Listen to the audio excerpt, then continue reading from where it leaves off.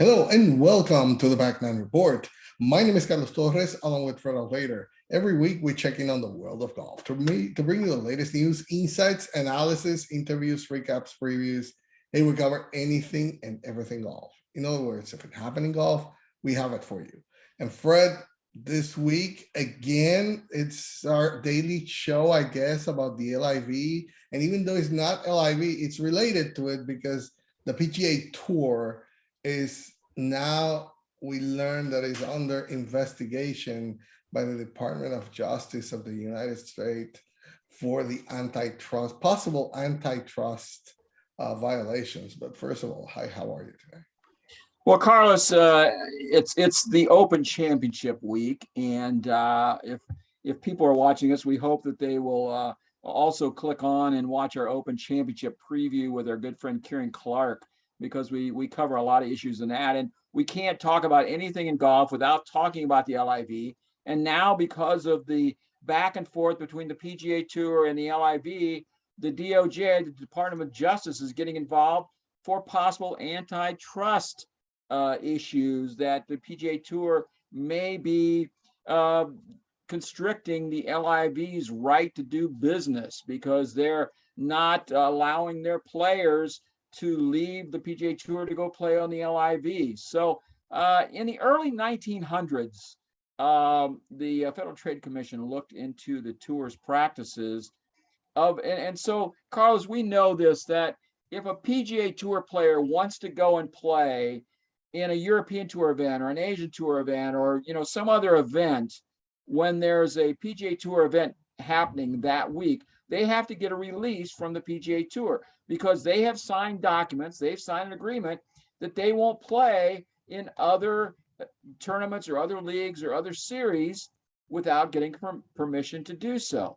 They signed that. They agreed to that when they joined the PGA Tour. Well, the FTC determined in 1994 that those rules broke antitrust laws, but no action was ever taken.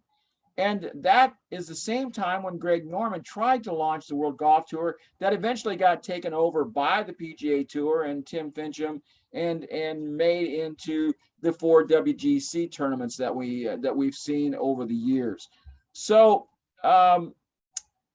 is it bad for the PGA Tour to try to keep their players from competing in rival series events? I would think that would be a good thing. They signed, they agreed to it. It's not like you have to join the PGA Tour. The PGA Tour, they pay their guys millions of dollars. They can earn millions of dollars. I guess they don't pay them. They have to earn it. They have to place well in tournaments. They get sponsors money. They all become millionaires when they join the PGA Tour. So, it's a minor thing that they have to sign a deal that they agree not to go play in other events. If you voluntarily sign an agreement to not to harm or disobey the guidelines set up by that governing body of your golf league, and you decide to break the rules that you agreed to and you signed, how can that be against the law, Carlos? It is totally against the law, and that's the problem that they have right now. And the problem is they are basing this on that 1994 that I have to request a release to play somewhere else. I get that. That part is correct. But the problem is that the PGA Tour is saying, hey, you're banned from playing here if you ever play there. That's where the problem is. You cannot tell me where not to play. If I want to play, I'll play wherever I want. You cannot tell me I cannot play the LIV. That's the PGA Tour issue. If they would just allow them to play the tournaments there, but just because right now Jay Monahan and everybody else is losing their minds because right now finally they have some competition, right? Which is what the antitrust laws is. And it doesn't mean that the DOJ is just going to start filing any lawsuits against them. That it might not come to that. But right now they're looking into it, and they might set the precedent for the players to do individual lawsuits after that.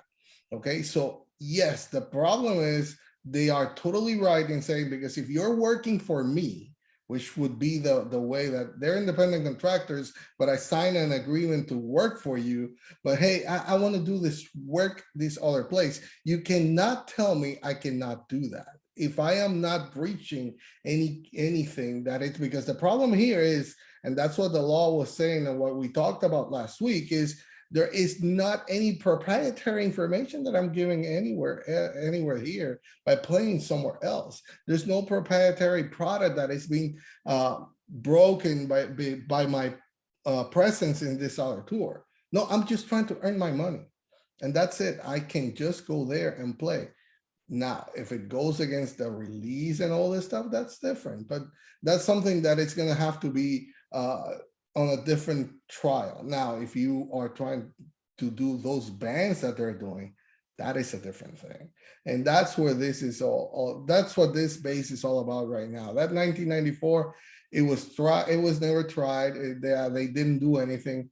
But this action, which has been floating around since the PGA Tour announced its punishment for those who sided with LIV Golf, as has been the case for this entirety of this clash. I mean, only time will tell the exact consequences, if any, of this investigation will be. But so far, the way that I see it, the DOJ may simply end the investigation, similar to the PGA Tour's legal battle in 1984, or which I think they will. I don't think they're going to take the time to exact the opposite that they did in 1994 and occur in legal actions taken against the PGA Tour for anti-competitive practices. That takes a very complex case to form and make it into a court.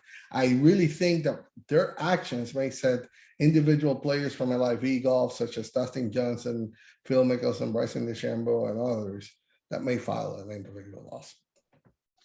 Yeah, and we both agree on this. We've said over time here in several shows that if guys have eligibility, if they have exemptions earned through time on the PGA Tour cannot deny them coming back and playing in events just because they go and play in some other stuff.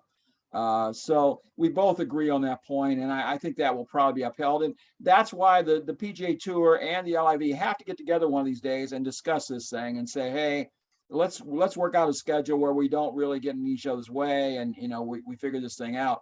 But I want to make one more point here, Carlos, before we get done with this point. But the PGA Tour is owned by the players.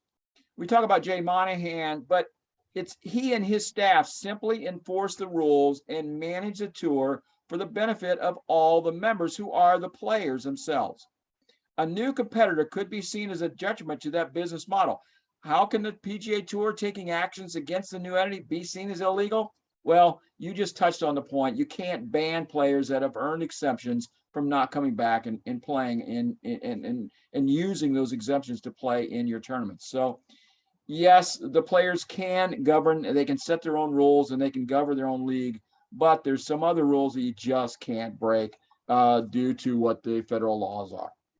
And they are, but and this is the way I see it, because the DP World Tour, why there isn't a problem with the players going to play on the DP World Tour whenever they want, right? Because they can, as long as they get the exemptions, whatever invitations, whatever, there's no problem. But nobody is suffering for the DP World Tour because the big guy on the PGA Tour is throwing all this money away and taking their top players and all that stuff. What happened to those people now? Now there's a big guy with money trying to get some players from the PGA Tour there, and now everything is bad. This cannot happen. This is so awful. But what happened with the PGA Tour did the same thing with the DP World Tour. This is what I don't get. That's why they have to just sit down. Let's look for the better of the golf world right now, the golf game, and let's come to a census. Forget about this, because right now all that we see is two guys, and Jay Monahan and Greg Norman, just not wanting to speak to each other. Right? If this is owned by the players, it's just like the NFL. Roger Goodell is the commissioner, but the owners are the ones that tell Roger Goodell what to do. So the players could tell Jay Monahan, hey, we want to do this. We want to see something better for the game. They should be the ones telling Jay Monahan and Greg Norman on the other side, let's just sit down, let's do something and come up with something that finally we can agree upon, and let's stop this nonsense about childish, because to me it's childish. Now that there's some actual competition for the PGA Tour, now it's really bad because somebody's just money, money, money. But no, that's my take is that, I mean, nobody is suffering for the DP World Tour when the PGA Tour did what they do, but now it's all bad because the big guys are trying to get the PGA Tour to not be what they are. But It's anyway, pretty we'll much right see. on the head. The PGA Tour is finally got some competition. They don't like it, and they're trying to do anything they can to stop it. So right, And wrong, whatever, that's what's happening. yeah, and I get it. It's your company, right? If you're a company and you see a big competition coming, you're going to try to do whatever you can to keep your business afloat. But at the same time, if you see that it's going to be affecting it somehow, hey, I would be the first trying to go and try to get something of a deal to try to make, hey, let's try to make this better for you and for me. Let's try to do something. But anyway, like you said, time will tell what's going to happen. But it's interesting that the DOJ just came up with this. I just think it's a continuation of what started there in Europe with the DP World Tour and the stay and the lawsuit led by Ian Poulter's, Adrian Otaegi and others. So anyway, we'll see, and we'll continue to comment. Seems like weekly on what's going to happen with the LIV Tour. Thank you for joining us. It's always our pleasure to bring you the latest in the golf news and information. Always remember to subscribe to our channel. It's right down there. Thank you for joining us.